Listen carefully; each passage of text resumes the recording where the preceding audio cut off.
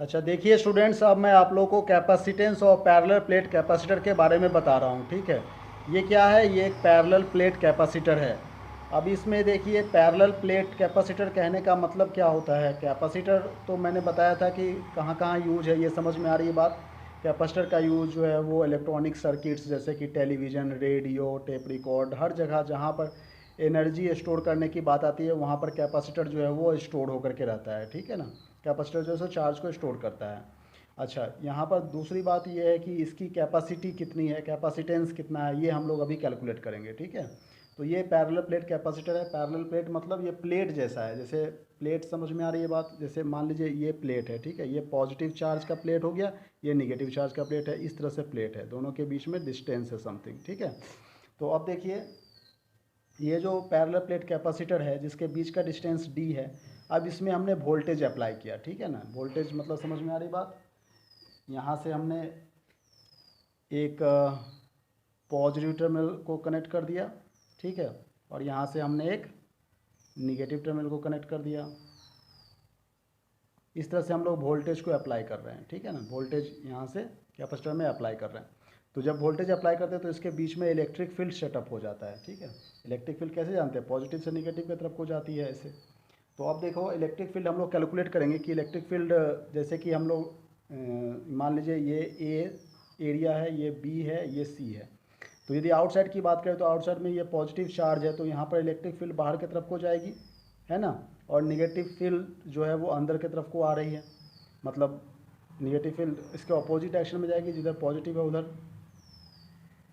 अच्छा, electric field का formula क्या जानते हैं? मान लो ये E1 है और ये E2 है, तो E1 का इलेक्ट्रिक फील्ड का formula sigma upon 2 epsilon not होता है कि नहीं।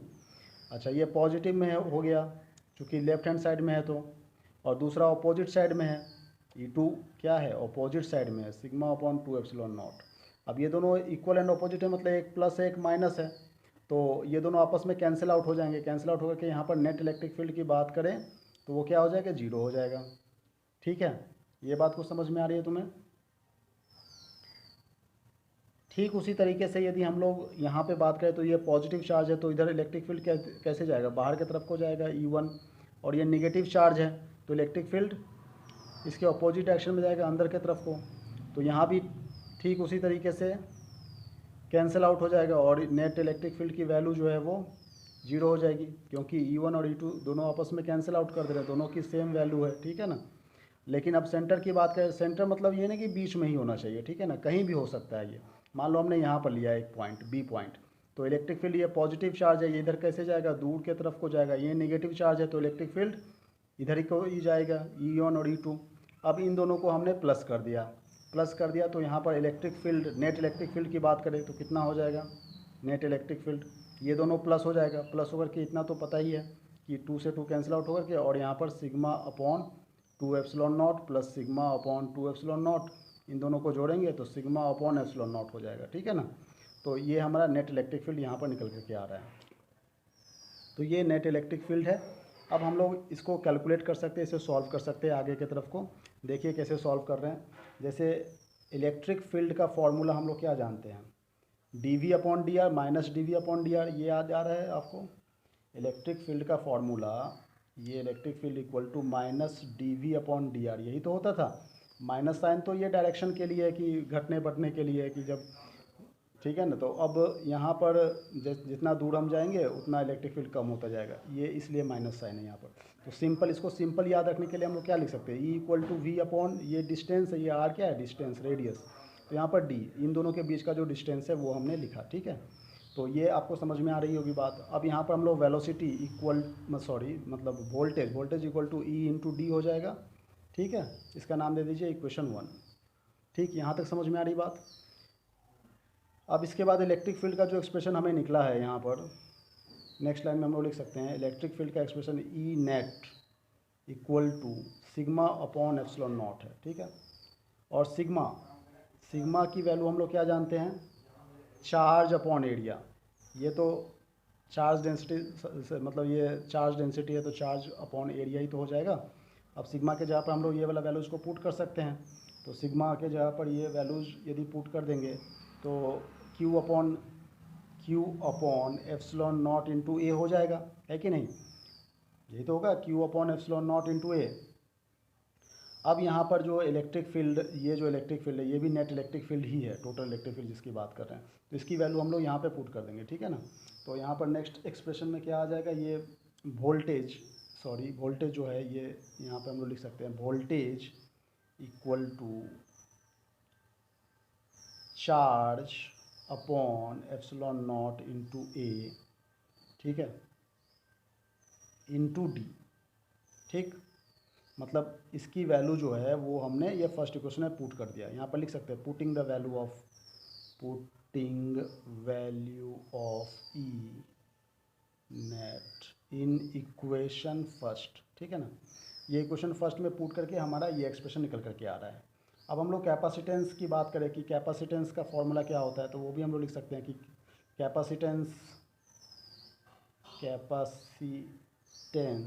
ऑफ कैपेसिटर की बात कर रहे हैं, capacitor C equal to Q upon V होता है, यही तो होता है कैपेसिटर का फॉर्मूला।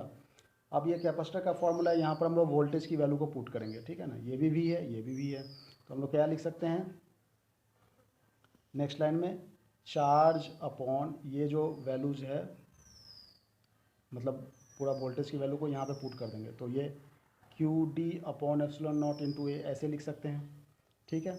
अब यहाँ से Q से Q कैंसिल आउट हो जा रहा है, ऐसे क्रॉस मल्टीप्लाई करके ऊपर ले जाएंगे तो क्या हो जाएगा, epsilon not a upon D, ठीक है। तो यहाँ पर नेक्स्ट लाइन में हम लोग लिख सकते हैं कि सिग्मा की जो value C equal to sigma into A upon D, यही हमारा मेन फार्मूला है, यही हम लोग निकालना चाह रहे थे, इसे हमने लिख दिया, इसका नाम दे दीजिए इक्वेशन 2। तो यहाँ पर आप जैसा कि देख रहे हैं कि ये जो वैल्यूज़ है वोल्टेज की वैल्यू, इसी को हम लोग यहाँ पे पुट कर रहे हैं, ठीक है ना। ये जो V की वैल्यूज़ है इसी को ही हम लोग यहाँ पे पुट कर रहे हैं, पुट करके ये आंसर आया, ठीक है। अब ये जो वैल्यूज़ आप देख रहे हैं इसमें क्या समझ में आ रहा है आपको कि C जो है वो D के इन्वर्सली प्रोपोर्शनल है, ठीक है, और एरिया के डायरेक्टली प्रोपोर्शनल है। इसका मतलब प्लेट का एरिया जितना लार्ज कर देंगे, प्लेट मतलब समझ में आ रही बात, ये प्लेट इसकी एरिया यदि मान लो हमने बढ़ा दिया, यहाँ पर ये एरिया जो है वो इस तरह से बढ़ा दिया, बात समझ में आ रही है, एरिया बढ़ गया। अब तो एरिया यदि हम लोग यहाँ पे बढ़ा देंगे तो कैपेसिटी भी इसकी बढ़ जाएगी, चार्ज ये ज़्यादा स्टोर कर पाएगा, है कि नहीं। और यदि दोनों के बीच का डिस्टेंस जितना कम रखेंगे तो कैपेसिटी इसकी बढ़ जाएगी, कैपेसिटेंस बढ़ जाएगी, मतलब चार्ज ये ज़्यादा स्टोर करने सकेगा। लेकिन एक चीज़ और बता दूँ, ये Q और V के ऊपर डिपेंड नहीं करता है, कैपेसिटेंस जो है वो इंडिपेंडेंट है। मतलब वोल्टेज चाहे कितना भी आप दे दीजिए, चार्ज चाहे कितना दे दीजिए, कैपेसिटेंस जो है वो एक कांस्टेंट टर्म है। तो यही बात हमने यहाँ पे लिख दिए हैं जो हमने अभी समझाया, ठीक है ना, कि यदि कैपेसिटी बढ़ाना है तो हमें क्या काम करना पड़ेगा, एरिया को ज़्यादा से ज़्यादा रखना पड़ेगा और डिस्टेंस को कम से कम रखना पड़ेगा, तभी कैपेसिटेंस जो है वो बढ़ जाएगा, ठीक है। और कैपेसिटेंस जो है वो Q और V के ऊपर डिपेंड नहीं करता है। अच्छा, अब एक आखिरी बात और मैं बता दूं कि यदि डाइलेक्ट्रिक मीडियम, यदि दोनों कैपेसिटर के बीच में हमने इंट्रोड्यूस कर दिया, ठीक है ना, मतलब ये जो प्लेट है, ये कैपेसिटर का प्लेट, इसके बीच में अभी कुछ नहीं है, मतलब एयर और वैक्यूम है। अब हमने इसके अंदर मान लीजिए पेपर रख दिया तो इसको कहेंगे पेपर कैपेसिटर, माइका रख देंगे तो माइका कैपेसिटर, ठीक है ना। और भी मटेरियल्स, कंडक्टिंग मटेरियल्स जो है इसके अंदर हम लोग रख देते हैं, तो कंडक्टिंग मटेरियल्स रखने से इसकी डायलेक्ट्रिक कांस्टेंट चेंज हो जाएगी, ठीक है ना। डायरेक्टिव कांस्टेंट कैसे चेंज हो जाएगी ये अभी हम लोग चेक करेंगे। तो ये देखो C डैश मतलब कैपेसिटेंस आपकी बार चेंज्ड है, तो अब यहाँ पर एप्सिलॉन लिखेंगे, ठीक है ना, क्योंकि अदर मीडियम है ना, यहाँ पर एयर और वैक्यूम मीडियम था तो एप्सिलॉन नॉट लिखे थे, यहाँ पर अदर मीडियम है C डैश कैपेसिटेंस, तो यहाँ पर एप्सिलॉन हो गया, ठीक है।